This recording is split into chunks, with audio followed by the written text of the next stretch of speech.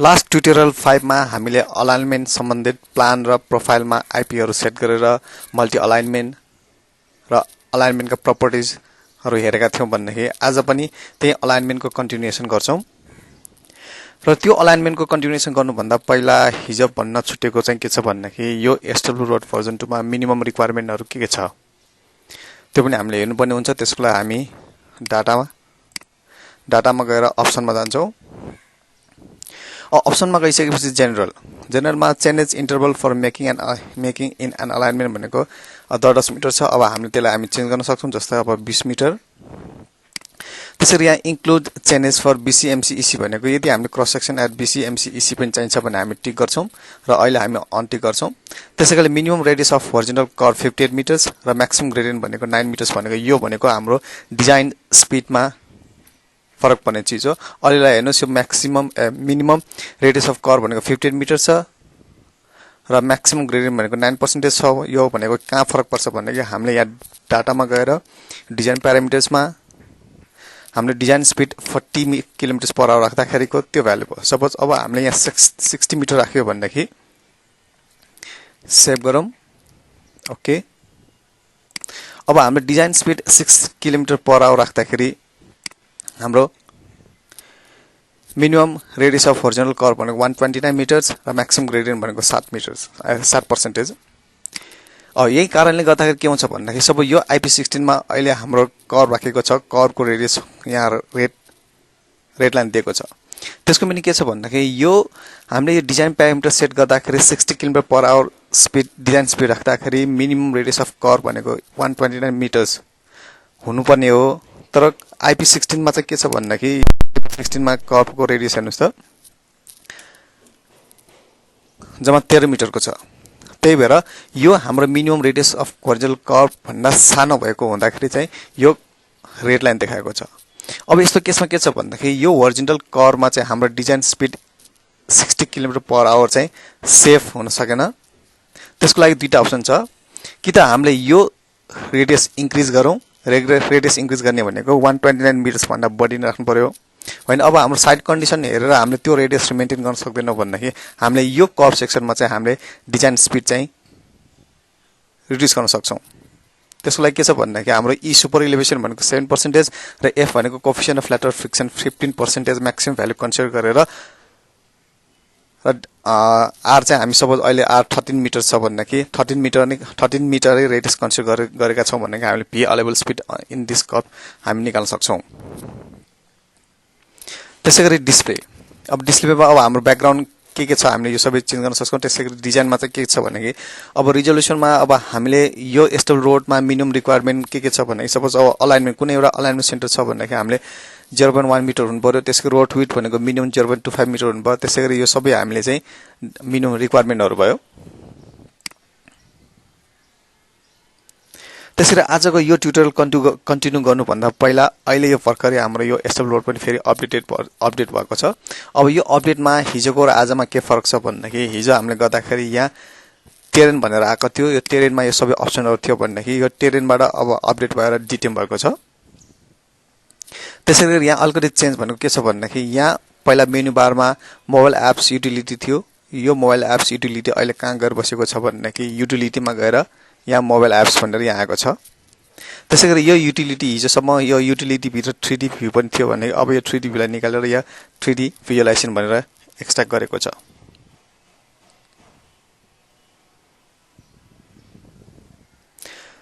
र आजको यो ट्युटोरियल चाहिँ अब हामी कन्टिन्यू गर्दैछौं। यो कन्टिन्यू गर्दाखेरि चाहिँ अलाइनमेन्टकै कन्टिन्यू गर्छौं र आज यो कन्टिन्यू गर्दाखेरि हामी चाहिँ यसमा हेयरपिन बेन्ड इन्सर्ट कसरी गर्ने भनेर सिक्दै छौं। अब यसमा हेयरपिन बेन्ड भनेको इजिली यहाँ अप्सन दिएको छ। यो इजिली हामी चाहिँ हेयरपिन बेन्ड इन्सर्ट गर्न सक्छौं। जस्तै अहिले एक्जाम्पल यहाँ छ।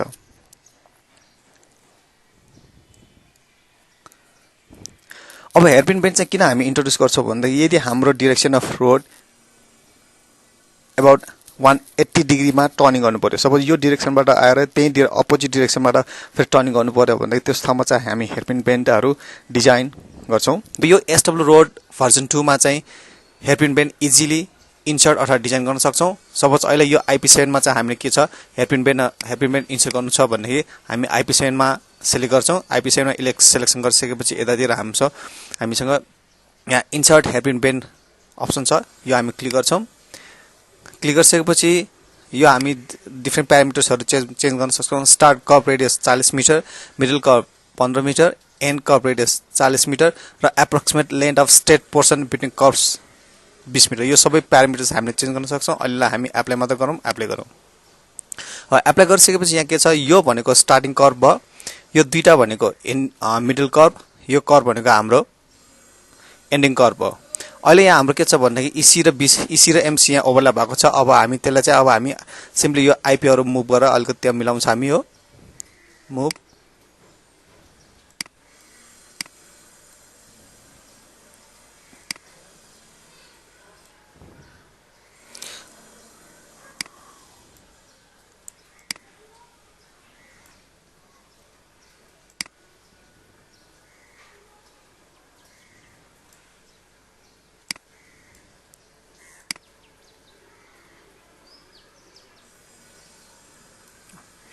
यसरी चाहिँ हामीले एसडब्ल्यू रोड भर्जन 2 मा चाहिँ इजिली हेयरपिन बेन्ड डिजाइन अथवा इन्सर्ट गर्न सक्छौँ।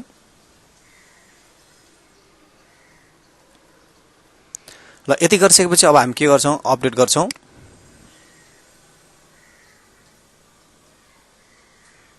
अपडेट भयो।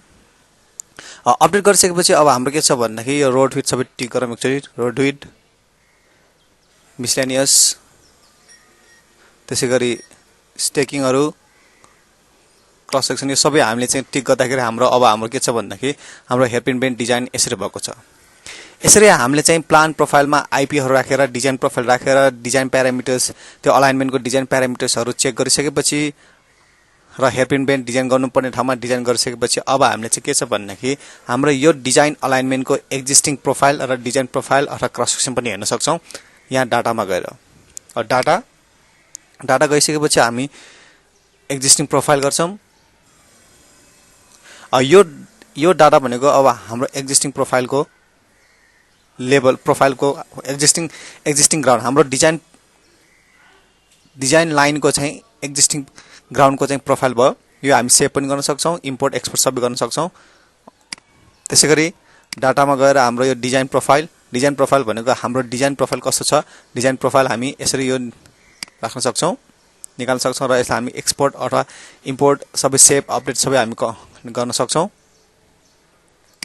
त्यसै गरी हामी क्रस सेक्सन पनि हामी सबै हरेक 10-10 मिटरको इन्टरभलमा हामी चेक गर्न सक्छौँ। नेक्स्ट गर्दै हामी सबै हामी चेन्ज गर्न सक्छौँ। अहिले चाहिँ यो के छ भन्दाखेरि चेन्ज इन्टरभल भनेको 2.5 मा आएको छ। सबै हामी चेन्ज गरेर हामी सबै हेर्न सक्छौँ हामी। र अहिले हाम्रो यो क्रस सेक्सन छ, यो क्रस सेक्सन भनेको अहिले हाम्रो के छ भन्दाखेरि हरेक 2.5 मिटरको इन्टरभलमा आइरहेछ। जस्तै यहाँ हेर्नुहोस् 2.5 को मल्टिपलमा आइरहेछ भन्दाखेरि अब हामीले यो 2.5 मल्टिपल पनि चेन्ज गरेर हामीले चाहिँ के छ भन्दाखेरि 10 मिटर 20 मिटरको इन्टरभलमा क्रस चेन्ज गर्न सक्छौँ। अहिले यो देखाइराखेको भनेको के छ 2.5 मिटरको इन्टरभल छ भन्दाखेरि अब हामी के छौँ, यो 2.5 मिटर इन्टरभललाई चाहिँ अब हामी के चेन्ज गर्न सक्छौँ। त्यो चेन्ज गर्नको लागि हामी कहाँ जान्छौँ भन्दाखेरि युटिलिटीमा जान्छौँ, डिटिएममा जान्छौँ। डिटिएममा गएर हामी के गर्छौँ भन्दाखेरि अपडेट टेरेन एक्सिट गर्छौँ। अपडेट टेरिङ गरिसकेपछि यहाँ दिएको छ कि डाटा एक्सट्राक्सन इन्टरभल भनेको 2.5 गिभन छ। अब यो 2.5 को सट्टामा अब हामी के गर्छौँ 20 मिटर राख्न सक्छौँ। 20 मिटर राखिसकेपछि प्रोसेस गर्नुहोस्।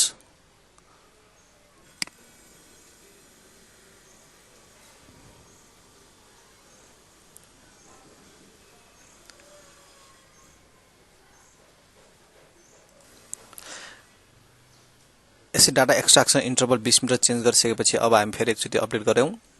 अपडेट गरिसकेपछि अब हामी फेरि एकचोटि क्रस सेक्सनमा चेक गरौँ। क्रस सेक्सन अब चाहिँ 20-20 मिटरको इन्टरभलमा आउनुपर्ने हुन्छ। 20, 40, 60, 80 गरेर यसरी चाहिँ हामी डिजाइन इन्टरभल अथवा क्रस सेक्सन इन्टरभल पनि हामी चेन्ज गर्न सक्छौँ। यसरी यो अलाइनमेन्ट अन्तर्गत एसडब्ल्यू भर्जन 2 मा चाहिँ हामीले के छ प्लान प्रोफाइलमा चाहिँ आइपी अथवा डिजाइन प्रोफाइल राख्यौँ र हरेक आइपी को चाहिँ अटो रेडियस जेनेरेट गर्यौँ। त्यसैगरी ट्रान्जिसन कर्भ पनि अटो ट्रान्जिसन कर्भ पनि क्याल्कुलेट गर्यौँ भनेदेखि हेयरपिन बेन्ड पनि डिजाइन गर्न सक्छौँ यसमा।